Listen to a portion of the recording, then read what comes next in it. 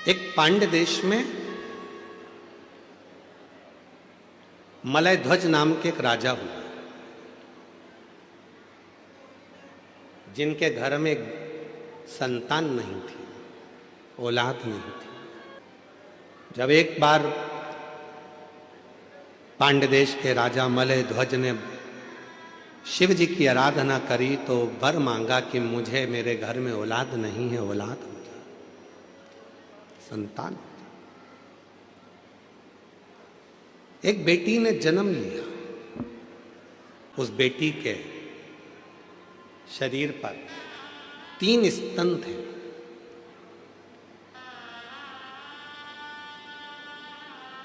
तीन स्तन। बेटी के शरीर पर जब 3 स्तन थे तो राजा मलय ध्वज को लगा कि मेरे घर में बेटी ने जन्म लिया और उस बेटी के 3 स्तन हैं। बड़ा आश्चर्य हुआ। शिव जी के पास में बैठकर मां पार्वती जी ने त्रिगुणाकार, त्रिकालदर्शी, त्रिपुंडधारी, त्रिशूलधारी, त्रिनेत्रधारी भगवान शंकर का जो स्मरण करा था, जो सोच रही थी बैठकर कि मेरे भी जीवन में त्रिगुणाकार कुछ होना चाहिए, तो वो पार्वती जी जो राजा मलय ध्वज के घर में जन्मी हैं, उनके शरीर पर वो बेटी को देखा तो उसके 3 स्तन थे। 3 स्तन। बेटी के नेत्र मछली की तरह तिरछे थे, बड़े सुंदर नेत्र थे। और वह कन्या इतनी सुंदर थी, इतनी सुंदर थी, इतनी सुंदर थी, जैसे ही पूरे नगर में बात हुई, पूरे नगर में सूचना हुई कि राजा मलय ध्वज के घर में एक बेटी ने जन्म लिया है, बड़ी सुंदर है, नेत्र मछली के आकृति के नेत्र हैं। संतों ने, ब्राह्मणों ने उस बेटी का स्वरूप देखकर उसका नाम रख दिया मीनाक्षी। क्या नाम रखा है? मीनाक्षी। बड़ा सुंदर मीनाक्षी। राजा के मन में यह बात बड़ी खलने लगी, बड़ी खलने। मेरे घर में बड़ी मुश्किल से तो एक बेटी ने जन्म लिया, और बेटी ने जन्म लिया, और बेटी ने जन्म लेने के बाद भी भगवान ने ऐसी बेटी को जन्म दिया जिसके 3 स्तन हैं। अब करूं तो करूं क्या? किसके साथ बेटी को ब्याहूंगा? और जिसके साथ बेटी को ब्याहूंगा तो वो क्या कहेगा कि राजा की लड़की के 3 स्तन? क्या कर? क्या कर? महाराज, तभी बहुत सारे संत, साधु, सन्यासी, तपस्वी राजा के यहां आए हुए थे। एकाग्रित होकर सारे संत, साधु, सन्यासी, तपस्वी, साधक इकट्ठे होकर आए। एकाग्रित होकर जब राजा के यहाँ पहुंचे तो राजा ने अपनी बेटी को दिखाया कि ये मेरी बेटी है, इसका नाम मीनाक्षी है, बड़ी सुंदर है ये, आप भी देखो इसका स्वरूप कितना सुंदर है, पर मेरी बेटी का एक समझ में नहीं आता, उसके 3 स्तन हैं, करूं क्या? इतने में सारे संतों ने एक साथ कह दिया, तुम चिंता मत करो महाराज। क्यों चिंता करते हो?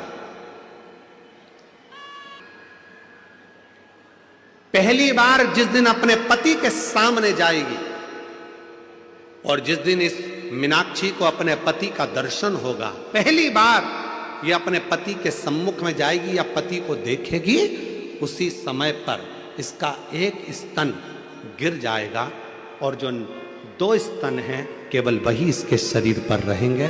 तुम चिंता मत करो, ये तुम्हारी बेटी साधारण नहीं है। माँ जगत जननी जगदम्बा, माँ पार्वती स्वयं तुम्हारी बेटी के रूप में जन्म लिए हैं। ये माँ अम्बा, जगदम्बा, माँ पार्वती तुम्हारे घर में बेटी के रूप में आई है। तुम चिंता मत करो, ये विधि का विधान है जो पूर्ण होगा। मीनाक्षी धीरे धीरे धीरे धीरे बड़ी होने लगी। मीनाक्षी बड़ी होने लगी। शिव की परम उपासक थी। बचपन से ही भगवान शंकर का भजन करती थी, शिव जी की आराधना करती थी। और क्यों ना करे?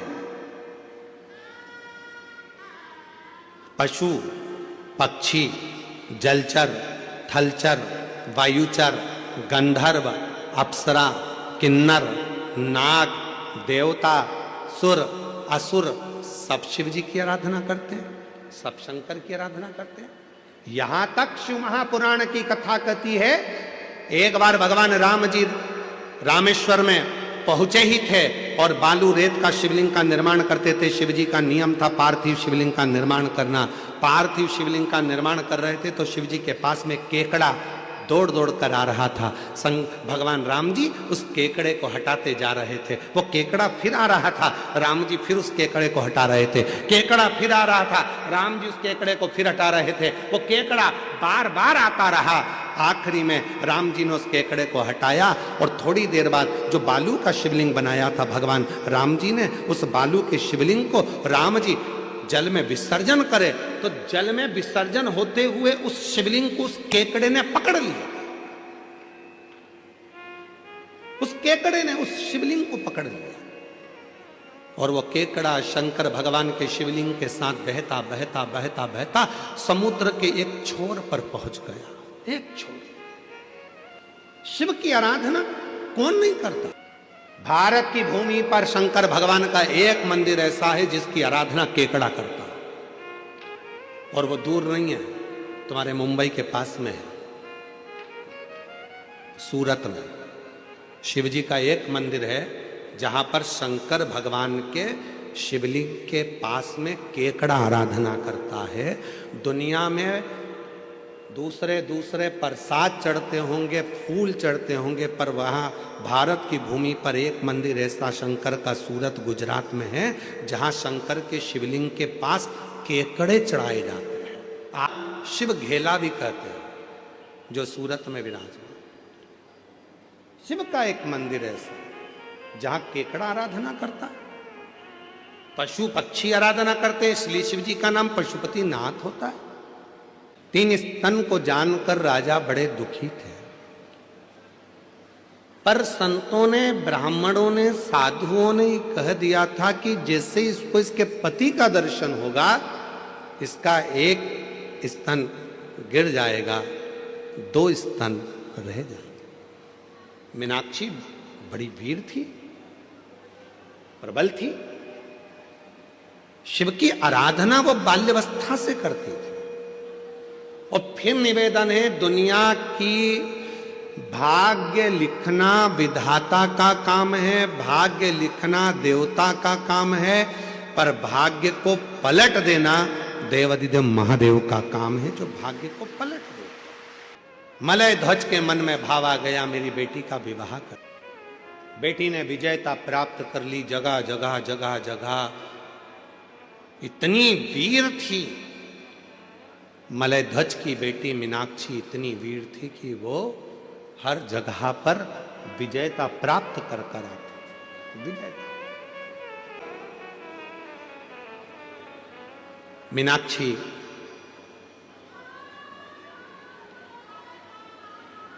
पांड्य देश के राजा मलय ध्वज की बेटी। युद्ध करते करते करते करते सारे राज्यों पर विजय प्राप्त करते करते मलय ध्वज की बेटी, राजा मलय ध्वज की बेटी, पांड्य देश के राजा मलय ध्वज की बेटी मीनाक्षी एक बार युद्ध करते करते कैलाश पर पहुंच गए। कैलाश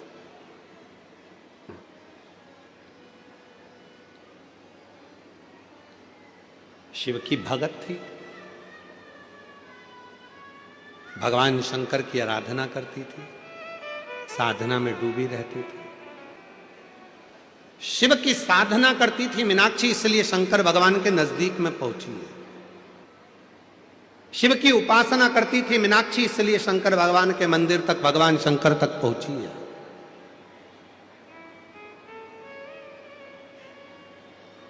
शिव उपासना करती थी मीनाक्षी, इसलिए शंकर भगवान के करीब में पहुंची है।